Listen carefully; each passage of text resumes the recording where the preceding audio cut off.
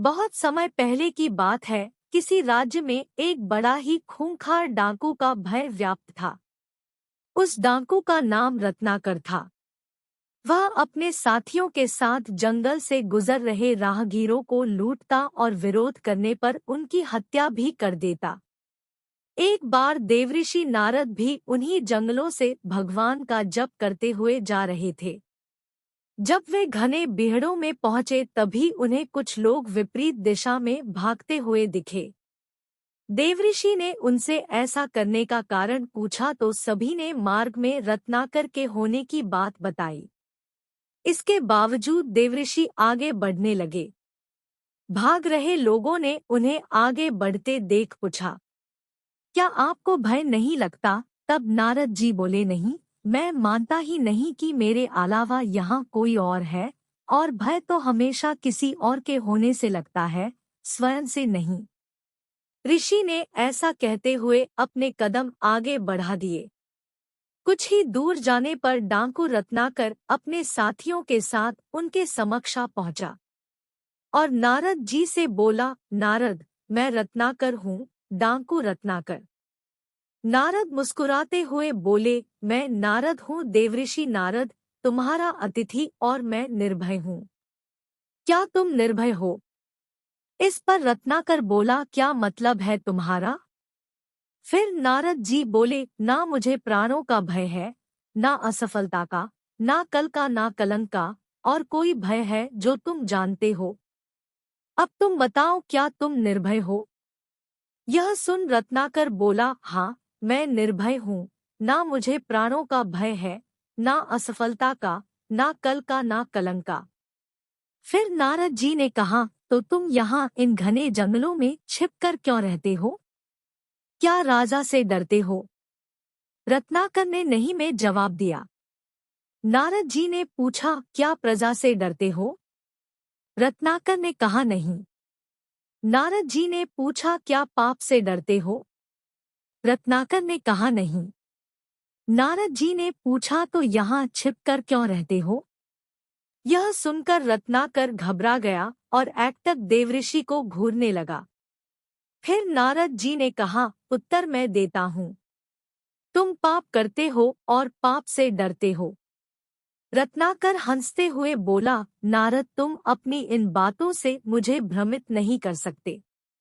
ना मैं पाप से डरता हूँ, ना पुण्य से, ना देवताओं से, ना दानवों से, ना राजा से, ना राज्य से, ना दंड से, ना विधान से। मैंने राज्य के साथ द्रोह किया है, मैंने समाज के साथ द्रोह किया है, इसलिए मैं यहाँ इन बिहड़ों में रहता हूँ। ये प्रतिशोध है मेरा। नारद ने पूछा, क्या था वो पाप जिससे तुम डरते हो? रत्नाकर बोला, मुझे इतना मत उकसाओ कि मैं तुम्हारी हत्या कर दूं नारद। इतना तो मैं जान ही चुका हूँ कि पाप और पुण्य की परिभाषा हमेशा ताकतवर तय करते हैं और उसे कमजोरों पर थोपते हैं। मैंने साम्राज्यों का विस्तार देखा है, हत्या से, बल से, छल से। मैंने वाणिज्य का विस्तार देखा है, कपट से, अनीति से, अधर्म से। वो पाप नहीं था। मैं सैनिक था, दुष्ट और निर्दयी सौदागरों की भी रक्षा की। वो पाप नहीं था। युद्ध में हारे हुए लोगों की स्त्रियों के साथ पशुता का व्यवहार करने वाले सैनिकों की हत्या क्या की मैंने? मैं पापी हो गया। राजा, सेना और सेनापति का अपराधी हो गया मैं। क्या वो पाप था? नारद, दूसरों का पाप अपने पाप को सही नहीं ठहरा सकता रत्नाकर। रत्नाकर चीखते हुए बोला, मैं पापी नहीं हूँ। फिर नारद ने कहा, कौन निर्णय करेगा?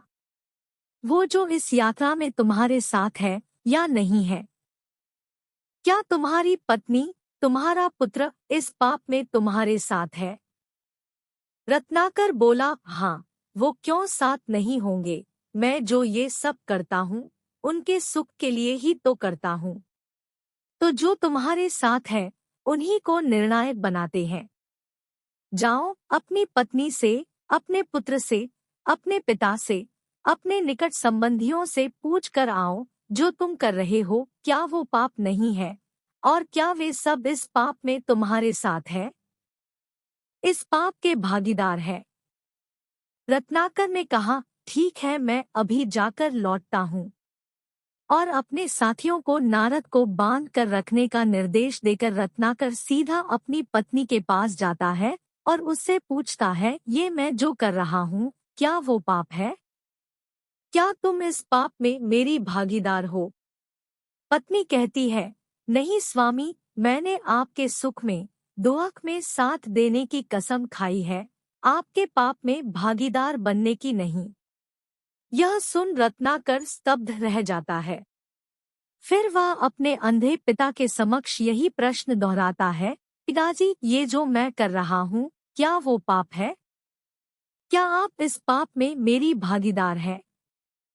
पिताजी बोलते हैं, नहीं पुत्र, ये तो तेरी कमाई है, इसे मैं कैसे बांट सकता हूँ? यह सुनते ही मानो रत्नाकर पर बिजली टूट पड़ती है। वह बेहद दुखी हो जाता है और धीरे धीरे चलते हुए वापस देवऋषि नारद के पास पहुंच जाता है। नारद ने कहा, तुम्हारे साथी मुझे अकेला छोड़ जा चुके हैं रत्नाकर। रत्नाकर देवऋषि के चरणों में गिरते हुए, क्षमा देवऋषि क्षमा, अब तो मैं भी अकेला ही हूँ। नारद बोले, नहीं रत्नाकर, तुम ही अपने मित्र और तुम ही अपने शत्रु हो, तुम्हारे पुराने संसार की रचना भी तुम ही ने की थी, तुम्हारे नए संसार की रचना भी तुम ही करोगे। इसलिए उठो और अपने पुरुषार्थ से अपना भविष्य लिखो। राम राम, तुम्हारा पथ सुबह हो। मित्रों, इस घटना के पश्चात डाकू रत्नाकर का जीवन पूरी तरह बदल गया। उसने पाप के मार्ग को त्याग पुण्य के मार्ग को अपनाया और आगे चलकर यही डाकू रामकथा का रचयिता महर्षि वाल्मीकि बना। यदि यह कहानी अच्छी लगी हो तो लाइक करें और इस चैनल को सब्सक्राइब करें। धन्यवाद।